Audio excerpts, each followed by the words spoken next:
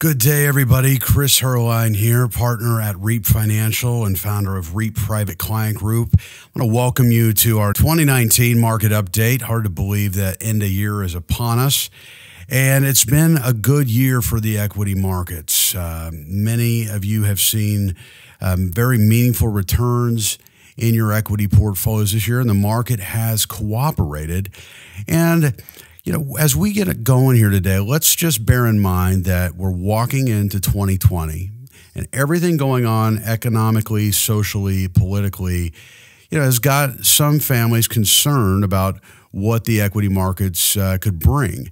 Volatility historically is part of an election year, but there's a lot more dynamics at play here today. So what I want to do is cover kind of our outlook for the 2020 markets and bring you up to speed on some very exciting news around the investment options we've put together walking into 2020. So as we get off the ground here, of course, we're not affiliated with any of the Social Security Administration, Medicare Association.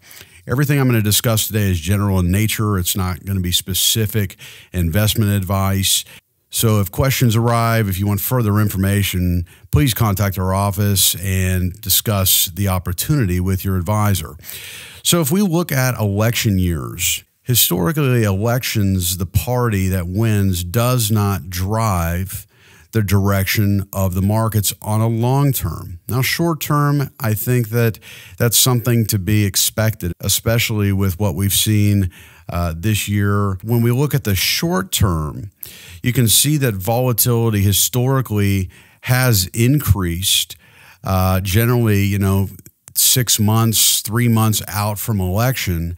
But then when we start looking at the long term, you're going to see that volatility does subside, and the long-term view in the markets, there's literally been no difference in average annual returns based on party control of the White House. So with that being said, I think it's real important that we go back to 2016, November 9th, basically our last election date, because there was a lot of fear in the markets. And I think this is really good for us just to remember why we do not want to let emotions drive our investment decisions. Have a look.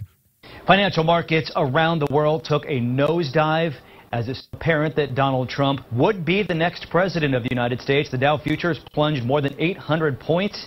At one point, they've since rebounded a bit from then. Chris Heerlein from Financial is here to help us sort out how all of this is going to play out. Good morning. Thanks for being with us. Good morning.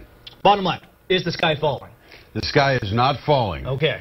Emotions are falling. Let's put it that way. I want us to focus on the silver lining here. There is a silver lining in all of this. Which is what? Which is that finally you can take control of something that we can control. The markets are going to open here shortly. We don't know what's going to happen, right? We have no control of that, but we can control how much risk we have. Do not make knee-jerk decisions. A lot of what we're going to see today is emotions. Do not let these emotions drive your investment decisions. Now, interest rates, that's a whole nother game, and that's going to drive the markets today. And what are we thinking is going to happen with the interest rates? Well, I think interest rates are at historical lows, and that's why the market has been buoyant up to this point. If anything, this may be a buying opportunity at the end of the day. But interest rates are going to be risen very slowly. Remember, folks, the Fed promised us 4 interest rate increases this year. We hadn't seen a single one. That's why the market's staying buoyant. And I think that's going to continue into next year. So, okay, let's talk about then, why did the markets react the way they did? Traditionally, you would think Republican president gets elected, the markets are going to be happy about that, but the exact opposite is what happened today. I know. Well, historically, we see whether it's the red or the blue party, the markets react, and it's because there's concern about the fact that our party may have not won. But at the end of the day, if you look at it, historically, once the dust settles, presidents do not drive the market at the end of the day. The party does not drive. And we've always seen a historical 6% market increase, relief rally, once the dust settles. So is this just a blip then, in your opinion? Will we be rebounding from this? I truly believe this is a blip. And trust me, the markets are on an 8-year bull run. We are long overdue for a market correction. Do not get me wrong on But what we're seeing right now is purely emotion, and I want you to take control of your emotions. So if we see a correction, it might not necessarily be Trump induced. It might just be. I truly believe it's baked in. It's emotionally induced at the end of the day. All right, Chris Heerlein, thank you so much. We appreciate your expertise. Thank you. So the markets since November 9th, 2016 to today are up around 45%. And I think, we can remember back to that election night. It was about 11 o'clock, and KXAN called me up and said, hey, we need you in here 6 a.m. because the markets are not responding positively. And, we counseled clients to hold firm, and we were optimistic walking into 2017. 2017 was a great year in the markets. 2018, they started raising those interest rates, right? And so we saw the market get jittery and ended in the negative in 2018. And then 2019 has been, again, a positive year in the markets. Now, as we walk into 2020, we still have a positive outlook for the short to midterm, but as the election approaches, our outlook is not as optimistic. So walking into 2020, we've been behind the scenes working with Fidelity Institutional on some investment options that we have not used in the past. And it's because we're walking into a market environment that I don't think many people have ever seen before. And so I want to talk to you today about buffered notes. And I'm very excited about the fact that we're going to be able to make this available to our families that entrust us with managing their wealth.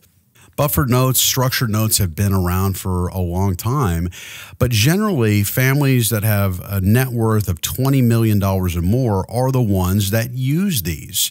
Well, the majority of our families don't have that kind of net worth, but what we've done is we've gone to Fidelity and put together a buffered note offering, and we've been able to leverage the amount of assets that we manage, the hundreds of millions of dollars that our families entrust us with.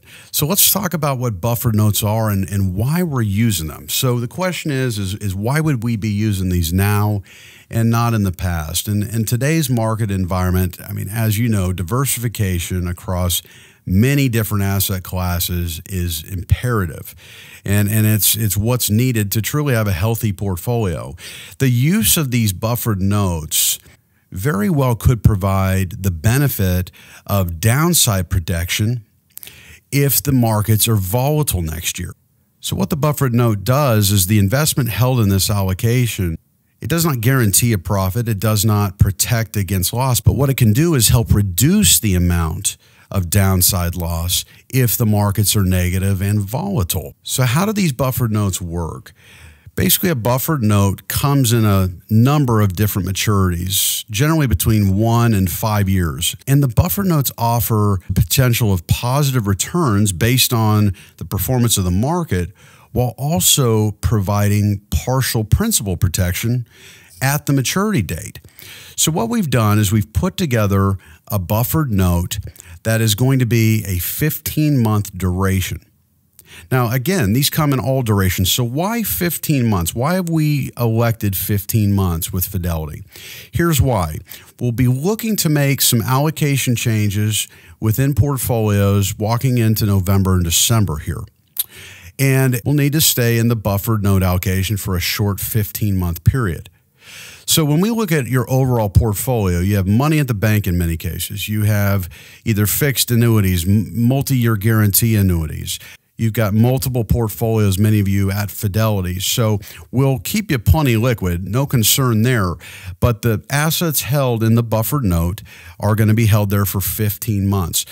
Getting back to why we've chosen 15 months. Remember, historically, once the election passes, we see in 3, 4, 5 months time frame that the market generally settles down. It understands now that there's a new party in the White House, and historically we've seen about a 6% relief rally on average. So about the time that the election's passed and markets are settling down, this 15-month buffered note that we move into here in November and December, that thing will be maturing. And at that point, we just reinvest elsewhere. So we're using the buffered note as a hedge. We're using it to really put some insulation, some cover into your portfolio walking into what we believe is going to be a volatile market year. So how does the cap versus the buffer work? And so I want to get into what we've negotiated and put together here with Fidelity Institutional. So let's look at how this works. We're going to utilize the S&P 500. If the market does cooperate, we want you participating in the growth of the market. So we're going to utilize the S&P 500 independently. That's the only index we'll be blending into this buffered note. As I mentioned, 15-month duration. Why have we selected 15 months? Well, we believe that moving a piece of the portfolio into the buffered note here in November, December, as we see historically, the election passes. So November next year, the election passes. And then we've got a few months after the election that historically we see things settle down. And then historically a 6% on average relief rally. So about the time the dust is settling, a few months past the election, the buffered note comes due. We cash out, we reinvest elsewhere at that time. Now, the participation rate. The way that this works is that they've set a 100% participation rate on the note. So 100% of whatever is invested in that note will participate in the S&P 500. And then we get to the buffer. The buffer steps in when the market is negative. So let's say at the end of the 15-month term, the market's down 11%. The S&P's down 11%. Well, Fidelity's going to cover the first 10% of downside, meaning at the end of the 15-month term, you would only be down 1%. Now, let's say the market cooperates. Let's say that the market is up 15% at the end of the 15-month duration. Well, the most that will be able to be made in this allocation is 11.1%. If the S&P is up 15%, the investor in this allocation is capped at a positive 11.1%. So again, we're seeing meaningful growth if the market cooperates. But if the market is volatile and ends negative, our families will be covered on that first 10% downside. So this is something that's very new for families. It's something that generally more affluent and high net worth clients are utilizing, but we're being very proactive in bringing our clients opportunities as the markets evolve, as things are changing. So if we consider the 15-month duration, as the money's invested and the markets go up and down, you'll see that you have this buffer within the allocation with you along the way. So let's look at this illustration together. As I mentioned, we're going to have 100% participation in the S&P 500. We've got an 11.1% cap, so that's the most on the upside. It's a 15-month duration that's tied to the S&P 500, and all the while you'll have a 10% downside buffer to protect in volatile markets. So let's assume that the market is down 12% at the end of 15 months. So once the barrier of 10% is passed, only then is a loss experienced. Looking at another scenario, let's assume that during that 15-month duration, the S&P is only down 8%. Well, in that case, investors would receive 100% of their principal investment back, experiencing no losses because of the protection of the 10% downside buffer. It's a very powerful strategy and one that we haven't utilized in past years just because we were leaning on bonds as that more stable piece. But with the interest rate environment being what it is, with bonds being in the negative as equities were in 2018, this is a different day and we're evolving. So in closing, the term of the investment is 15 months. When you think about your overall portfolio mix, when you think about your equities at Fidelity, I want to be clear that we're not making a blanket allocation change to this. Many of the positions you have right now, we're going to continue to hold. Myself, our team of advisors, our financial team will be going through every single account to determine the amount to be allocated in the buffered notes. The investments are held at Fidelity, so nothing changes there. You still get your monthly statement. You can check it daily with your login username, password at fidelity.com. And then the fee structure remains the same as well. So we'll be in touch with further information. If you do have further questions, be sure to call our office. We'd be happy to send you more information on the buffered note offering, 512-249-7300. Or email us admin@reapfinancial.com, and we look forward to speaking with you. Again, we thank you for the opportunity to work with you and your family. The fact that you've entrusted us to be good stewards with your money and protect your wealth. We'll continue doing so. All my best to you and your family.